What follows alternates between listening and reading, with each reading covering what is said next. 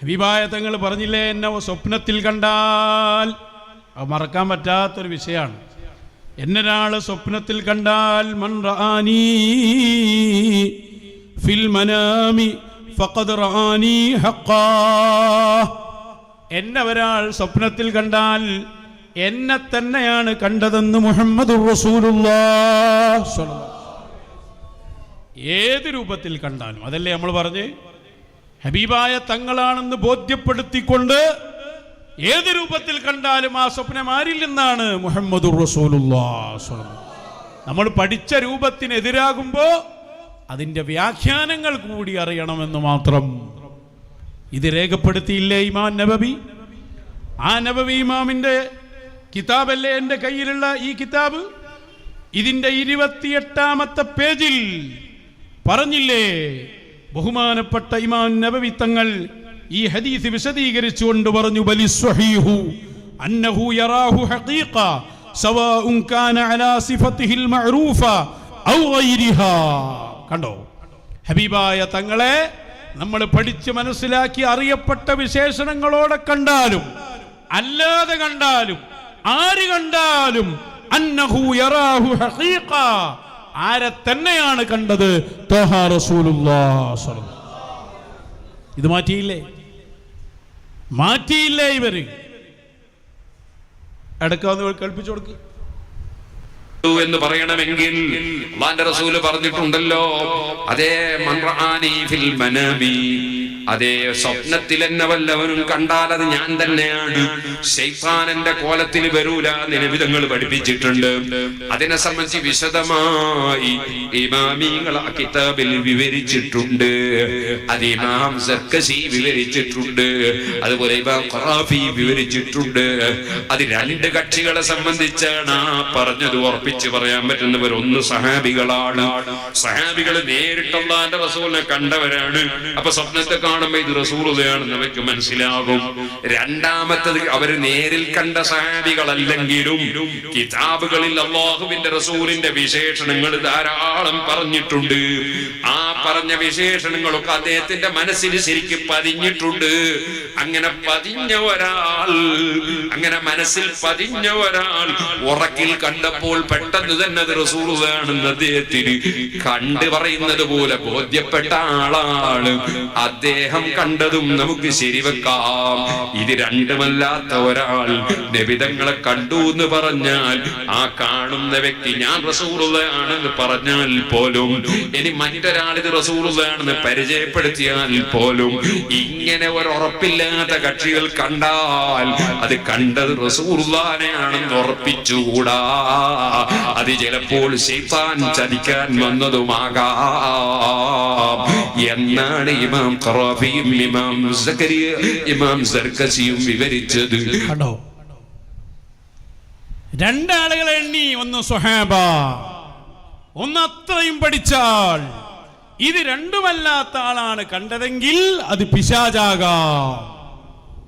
മങ്കൂസ് മൗലിദ് പോയില്ലേ? അതല്ലേ അവസാനത്തെ ഹിക്കായത്തിൽ ഹബീബായ സ്വല്ലല്ലാഹു അലൈഹി വസല്ലമയെ സ്വപ്നം കണ്ടത് ആരാ? ദിമ്മിയാണ് എന്ന് പറഞ്ഞാൽ അമുസ്ലിം സഹോദരനാണ്. സാധാരണക്കാർ എത്ര ഹബീബായ തങ്ങളെ കാണുന്നു സ്വല്ലല്ലാഹു അലൈഹി വസല്ലം. അപ്പൊ പിശാചാകും എന്ന് പറഞ്ഞതോടെ മൻ റആനി, എന്നെ ഒരാൾ കണ്ടാൽ, മൻ അതിലെല്ലാവരും പെട്ടു. ആലിമായാലും സ്വഹാബിയായാലും ആരായാലും ആര് കണ്ടാലും എന്നാണ് ആര് പറയുന്നത്? ത്വഹ റസൂലുള്ളാഹി. ഇതൊക്കെ നമ്മൾ വിശദമായി ചർച്ച ചെയ്തതാണ്.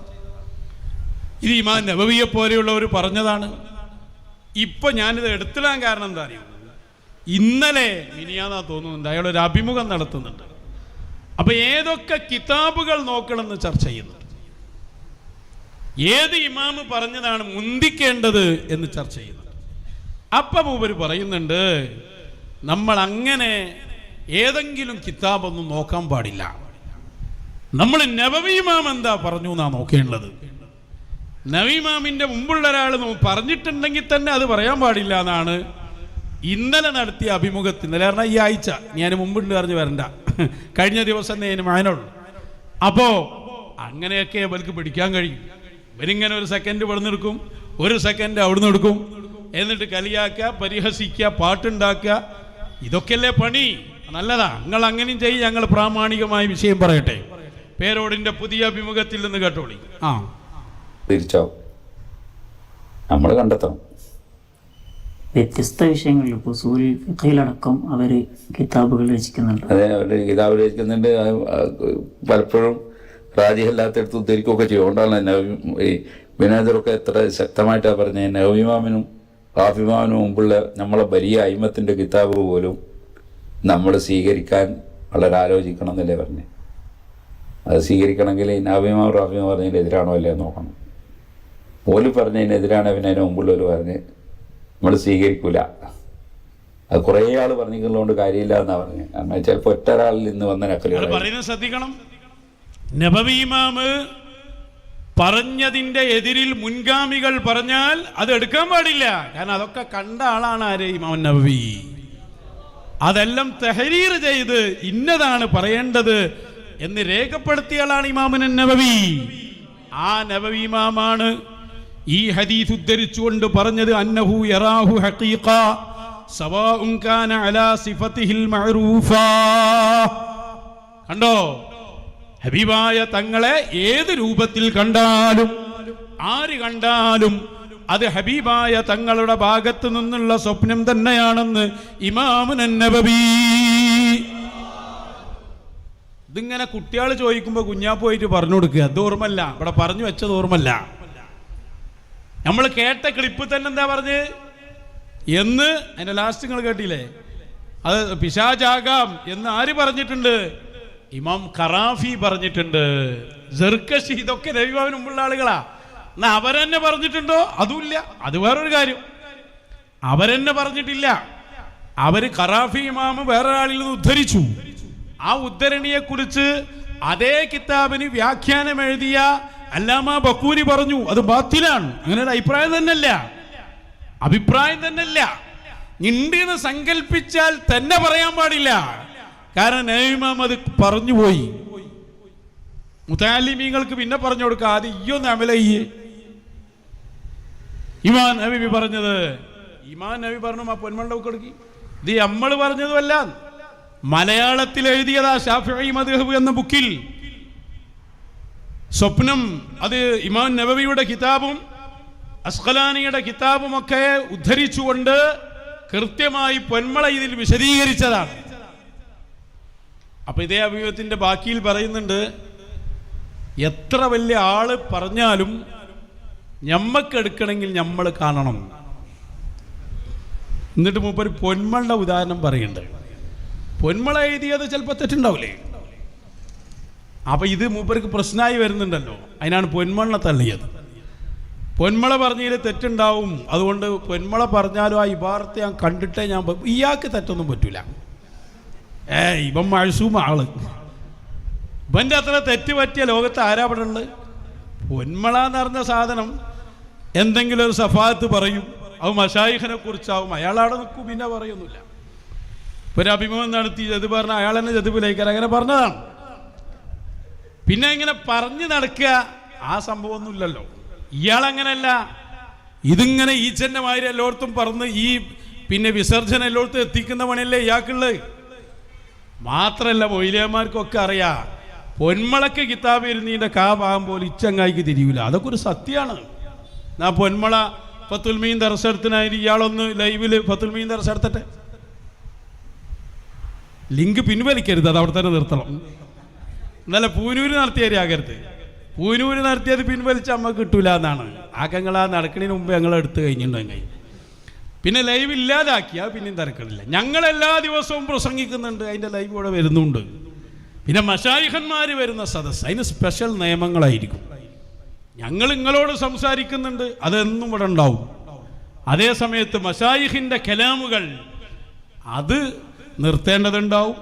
ചിലത് ആ ഒറ്റ പ്രാവശ്യം കേൾക്കേണ്ടിയുണ്ടാവും. അത് സാധാരണ നിയമമല്ല, അത് സ്പെഷ്യൽ നിയമമാണ്. അത് പഠിപ്പിക്കാനാണ് അങ്ങനെ തന്നെ അതിനെ കൈകാര്യം ചെയ്യുന്നത്. നമ്മളിവിടെ ഒന്നും പറയുന്നുണ്ടല്ലോ, എവിടെയെങ്കിലും ഇന്നലെ പൂനൂരിൽ വലിയ പരസ്യം ചെയ്തിട്ട് എവിടെയെങ്കിലും പ്രസംഗം. അപ്പം അതിനൊന്നും നിങ്ങളായിട്ടില്ല എന്ന് പറഞ്ഞാൽ മറുപടി പിന്നെ ഷിയാക്കളെ കുറിച്ച് പറഞ്ഞ് ക്ലിപ്പാവും എന്ന് വിചാരിച്ച് കട്ട് ചെയ്താൽ അത്ര ആക്കെ നമ്മൾ അന്ന് എടുത്തു പോയിട്ടുണ്ട് മക്കളെ. അതിലേക്ക് ഞാൻ വരുന്നുണ്ട്, അവിടെ ഇരിക്കട്ടെ. അപ്പോൾ ആ പൊന്മളെ കുറിച്ച് പറഞ്ഞ ഭാഗം കേൾക്കേണ്ടി ഞങ്ങൾ. പൊന്മള ഒരു വിഷയം പറഞ്ഞാൽ ആ വിഷയത്തിൽ ഞാൻ ഇബാറത്തുകൾ തേടി നടക്കും. അങ്ങനെ അയാൾ പറഞ്ഞ് തെറ്റാലോ? അതൊന്ന് ഇടക്ക് കേൾപ്പിച്ചു കൊടുക്കും.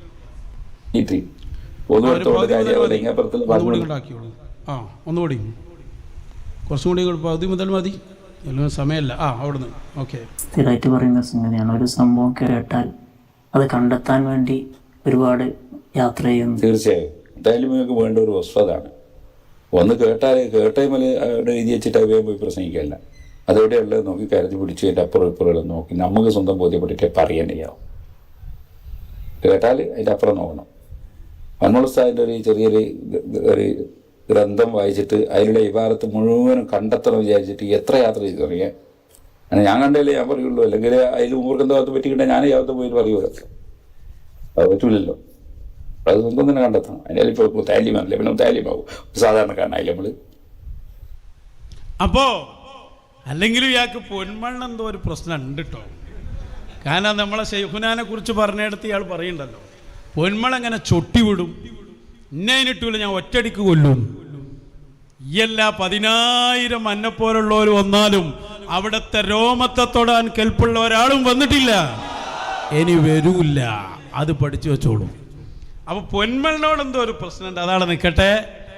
ഈ രൂപത്തിൽ ആദ്യം ഇത്ര അബദ്ധങ്ങൾ പറഞ്ഞ് നീ ഇതൊക്കെ ഒന്ന് തിരുത്തിയിട്ട് വരി, അപ്പം നമുക്ക് സംസാരിക്കാം.